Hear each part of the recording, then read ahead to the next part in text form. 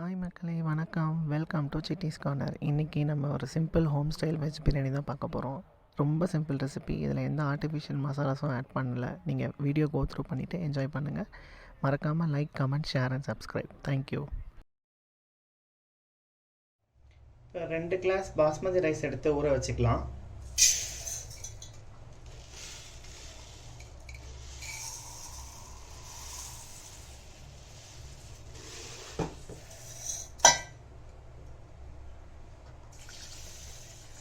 இது ஒரு 30 மினிட்ஸ் ஊறட்டும்.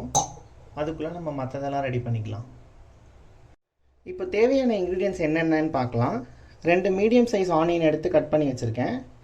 அதுக்கப்புறம் கேரட், உருளைக்கிழங்கு அண்ட் தென் பீன்ஸ், இது மூணுமே வந்துட்டு ரொம்ப பொடியாக நறுக்கி வச்சுருக்கேன். அப்புறம் தக்காளியும் பொடியாக நறுக்கி வச்சுருக்கேன். நெக்ஸ்ட் பச்சை மிளகா அண்ட் தென் பட்டாணி, ஃப்ரெஷ் பட்டாணி உரித்து வச்சுருக்கோம்.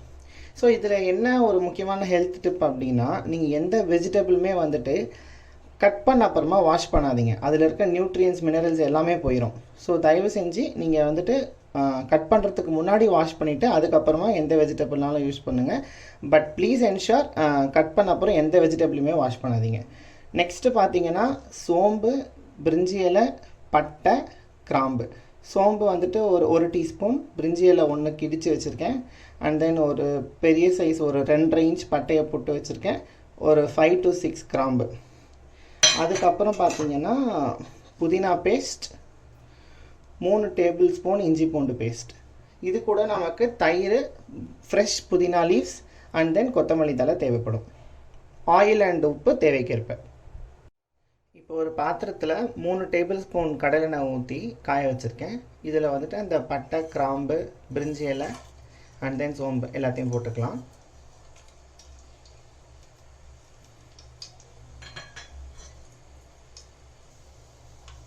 கிராம்பு வெடிச்சிருச்சு. இப்போ ஆனியன் போட்டுக்கலாம். எந்த பிரியாணியாக இருந்தாலும் ஒரு முக்கியமான டிப் என்னென்னா, நம்ம ஆனியனை நல்லா வதங்க விடணும். அந்த ஃப்ளேவர் நல்லா இன்டியூஸ் ஆகணும். அதுக்கப்புறம் எவ்வளோ தக்காளி ஆட் பண்ணுறோம், அந்த தக்காளியோட ஜூஸ் நல்லா அந்த ரைஸோட மிக்ஸ் ஆகணும், நம்ம போடுற ரைஸோட மிக்ஸ் ஆகணும். அண்ட் தென் இஞ்சி பூண்டு பேஸ்ட். ஸோ இந்த மூணும் வந்துட்டு நீங்கள் கரெக்டான குவான்டிட்டியில் போட்டிங்கன்னா நீங்கள் வந்துட்டு உங்கள் வீட்டு டேஸ்ட் பிரியாணி உங்களுக்கு கண்டிப்பாக ரொம்ப பிடிக்கும். ஆனியன் வதங்கிடுச்சு. இப்போ பச்சை மிளகாய் சேர்த்துக்கலாம்.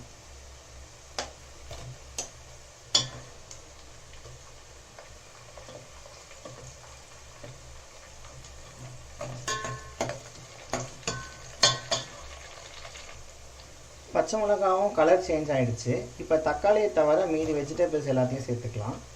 நான் ரொம்ப குட்டி குட்டியாக நறுக்கி வச்சுருக்கேன். ஏன் அப்படின்னா, சிலவங்களுக்கு சில வெஜிடபிள்ஸ் பிடிக்காது. லைக் சிலவங்களுக்கு பொட்டேட்டோ பிடிக்காது, சிலவங்களுக்கு பீன்ஸ் பிடிக்காது, சிலவங்களுக்கு கேரட் பிடிக்காது.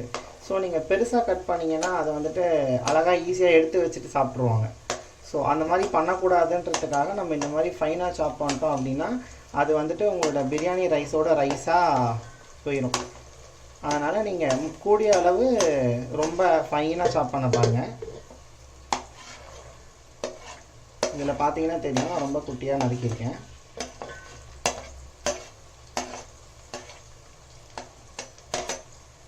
எல்லா வெஜிடபிளையும் ஆட் பண்ணியாச்சு. நல்லா வதக்கிக்கலாம். ஸோ இது கலர் சேஞ்ச் ஆன உடனே அடுத்து நம்ம தக்காளி ஆட் பண்ணிவிட்டு பேஸ்ட்லாம் ஆட் பண்ணணும். மற்ற வெஜிடபிள்ஸோட ரா ஸ்மெல் போயிடுச்சு. இப்போ தக்காளி ஆட் பண்ணிக்கலாம். தக்காளி ஏன் லாஸ்ட்டாக ஆட் பண்ணுறோம் அப்படின்னா, தக்காளி வந்துட்டு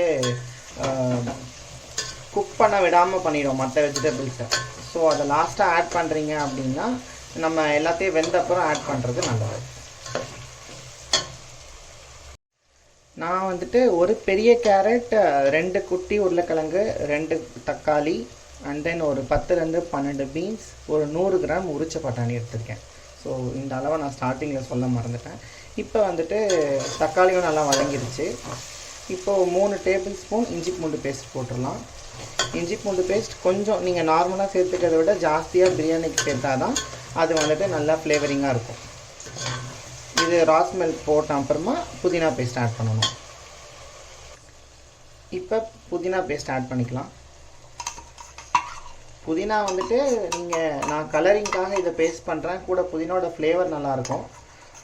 இது ஆப்ஷனல் தான். நீங்கள் டேரெக்டாக புதினா லீவ்ஸ் மட்டுமாவும் ஆட் பண்ணிக்கலாம். பட் அதை விட கம்பேரிட்டிவ்லி இதில் ஃப்ளேவர் அதிகமாக இருக்கும்.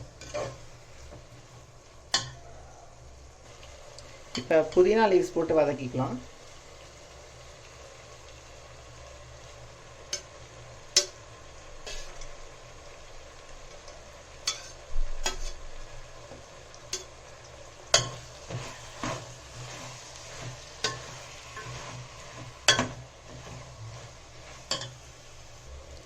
புதினா நல்லா வதங்கிருச்சு. இப்போ 3 டேபிள் ஸ்பூன் கட்டி தயிரை ஆட் பண்ணிக்கிறோம். உங்களுக்கு இதில் கீ வேணும்னா ஆட் பண்ணிக்கலாம், லெமன் வேணும்னா புழிஞ்சிக்கலாம். பட் நான் அதெல்லாம் ஜென்ரலாக பண்ண மாட்டேன். இது என் ஸ்டைலில் பண்ணிகிட்ருக்கேன். கீ வந்துட்டு உங்களுக்கு நீங்கள் லாஸ்ட்டாக இறக்குறப்பவும் ஒரு 1 to 1.5 டீஸ்பூன் ஊற்றிக்கிட்டிங்கன்னா போதும். லெமன் வந்துட்டு நீங்கள் இந்த ஸ்டேஜில் புழிஞ்சிக்கணும், இன்கேஸ் லெமன் புழியதாக இருந்ததுன்னா. தயிரை ஆட் பண்ணி ஒரு 2 மினிட்ஸ் அப்படியே குக் ஆகட்டும். அதுக்கப்புறமா மற்ற மசாலாஸ் ஆட் பண்ணலாம். இப்போ ஒரு 1/4 டீஸ்பூன் மஞ்சள் தூள், 1 டேபிள் ஸ்பூன் மிளகாய் தூள், இது ரெண்டும் ஆட் பண்ணி மிக்ஸ் பண்ணுங்கள். மிளகாய் தூளும் ஆப்ஷனல் தான், நான் கலருக்காக ஆட் பண்ணியிருக்கேன். நீங்கள் வந்துட்டு உங்களுக்கு பச்சை மிளகாயில் இருக்க காரமே போதும் அப்படின்னா மிளகாத்தூள் ஆட் பண்ண வேண்டாம்.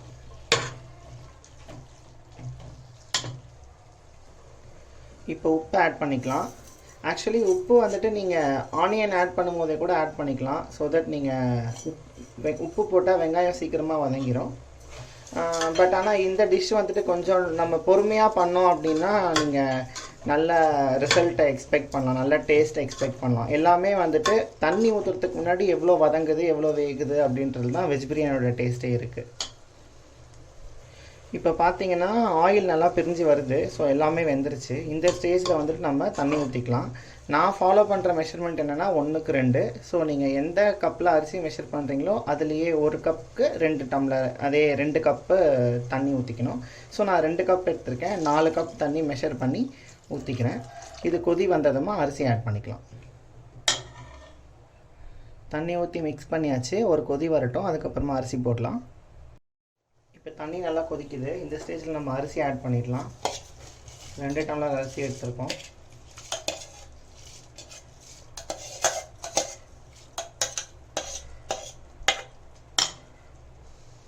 அரிசியை ஆட் பண்ணி நல்லா கிளறி விட்டுட்டு அடியிலேருந்து கிளறிடுங்க. வெஜிடபிள்ஸ்லாமும் மேலே வந்துடணும். நல்லா கிளறி விட்டுட்டு அந்த பாத்திரத்துக்கு சூட் ஆகிற மூடியை போட்டு மூடிடுங்க. 5 மினிட்ஸ் கழித்து பார்க்கலாம். இப்போ 7 மினிட்ஸ் ஆயிடுச்சு. திறந்து பார்க்கலாம்.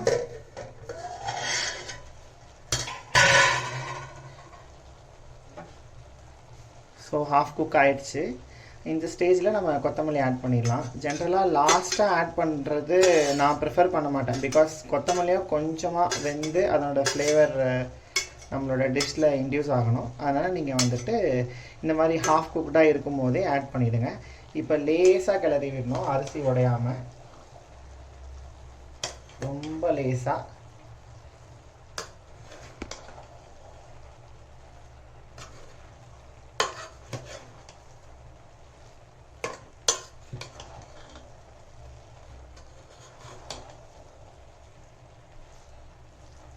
மாதிரி கிளறிட்டு திரும்ப க்ளோஸ் பண்ணுறேங்க. அனதர் 7 to 10 மினிட்ஸில் டிஷ் ரெடி ஆகிடும். இப்போ இது ஃபைனலாக ஓப்பன் பண்ணிட்டோம் 7 மினிட்ஸ்க்கு அப்புறமா. பாருங்கள் எப்படி இருக்குது அப்படின்னு. இங்கே பாருங்கள் நல்லா தனித்தனியாக வருது.